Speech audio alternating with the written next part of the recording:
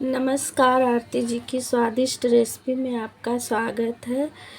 आज छठ माता का नहाय खाए वाला दिन है, तो आज से ही शुरू हो गई है छठ माता के व्रत की और तैयारियां शुरू हो गई हैं। तो आप यूपी बिहार से हैं तो ज़रूर आपको पता होगा छठ पूजा के बारे में। तो हमने नहाय खाए की थाली बनाई है, तो सोचिए आप लोग के साथ भी शेयर कर दूँ।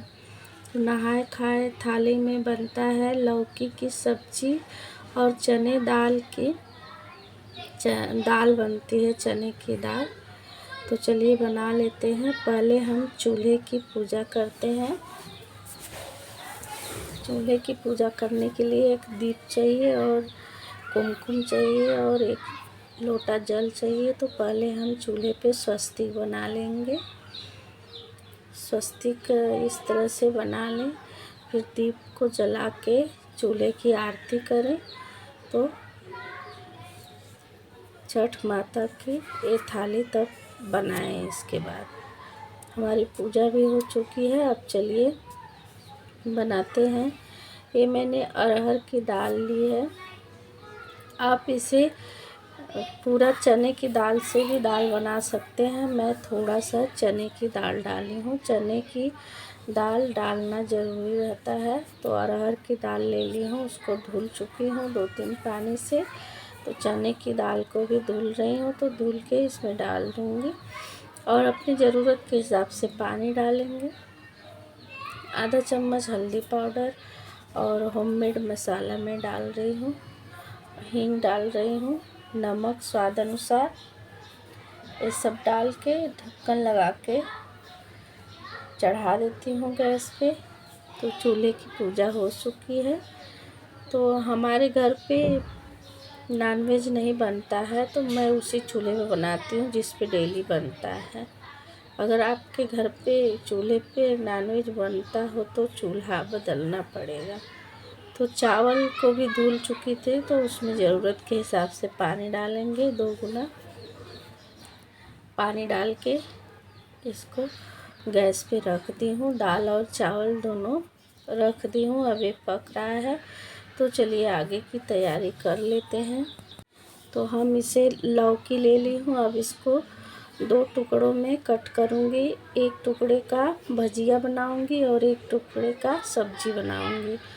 तो चलिए इसे छील लेते हैं, दोनों टुकड़ों को अच्छी तरह से छीलने की सहायता से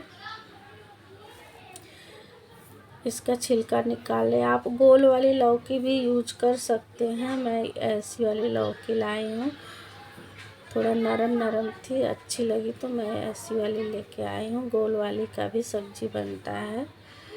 तो चलिए सब्जी का छोटा छोटा टुकड़ा या तो बड़ा ही टुकड़ा कट कर लें सब्जियों को इस तरह से। सब्जियां हमारी कट हो चुकी है, तो हमने हरी मिर्ची को बीच से चीरा लगा के कट कर लिया है और इस तरह से गोल गोल पीस कट करी हूँ भजिया के लिए। तो हमारा चावल पक चुका है। तो चावल को चलिए नीचे उतार लेती हूँ। अब सब्जी बनाऊँगी। तो एक कढ़ाई रखी हूँ, उसमें 2 चम्मच तेल डाली हूँ, जीरा डाली हूँ, हरी मिर्च डाली हूँ। तो इसे चटकने के बाद इसमें लौकी डाल देंगे। कटी हुई लौकी जो थी उसे डाल के चला लेंगे।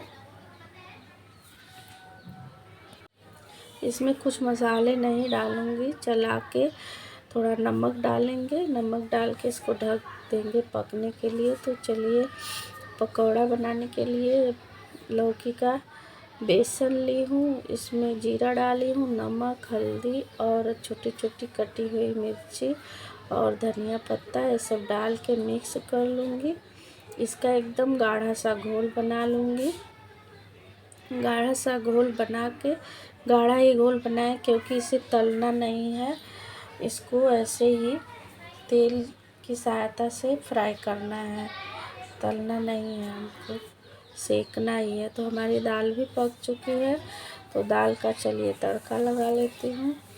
तड़का लगाने के लिए 1 चम्मच तेल डाली हूँ, जीरा डाली हूँ, हींग डाली हूँ और छोटी छोटी कटी हुई मिर्च डाली हूँ। तो हमारा तड़का भी तैयार हो गया। चलिए दाल में डाल लेते हैं। तो हमारी दाल भी तैयार हो गई है। तो देखिए मैंने भजिया भी रख दिया है पैन में या तो तवे पे तले, जैसे कढ़ाई में ऐसे छानना नहीं है, तो ऐसे ही तल ले रही हूँ। तो देखिए उलट पलट के धीमी धीमी आंच पर ढक्कन लगा के तल लेंगे इसी तरह से।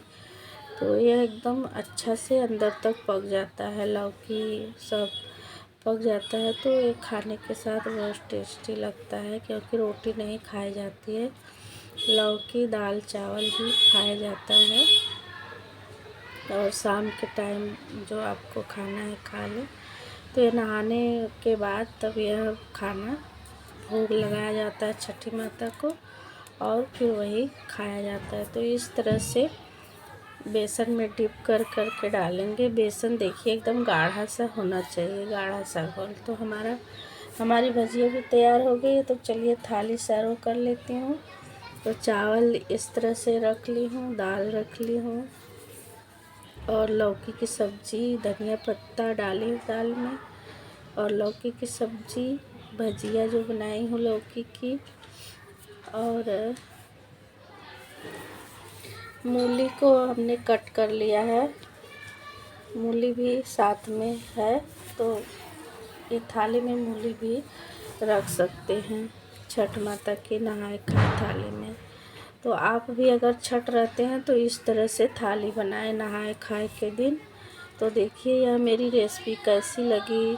अगर अच्छी लगी हो तो लाइक शेयर कमेंट ज़रूर करना, और कमेंट में जय छठी मैया ज़रूर लिखना। तो छठी माता को पहले भोग लगाएंगे, फिर वही खाना हम खाएंगे। तो पहले छठी माता को भोग लगाएंगे, छठी मैया को 1 लोटा पानी और ये भोग रख देंगे, और नमस्कार करेंगे कुछ टाइम के बाद। तब यही थाली अपने लिए खाना है। तो मिलती हूँ इसी तरह की रेसिपी के साथ अगली वीडियो में। बाय बाय, राधे राधे, जय श्री कृष्णा, जय छठी मैया।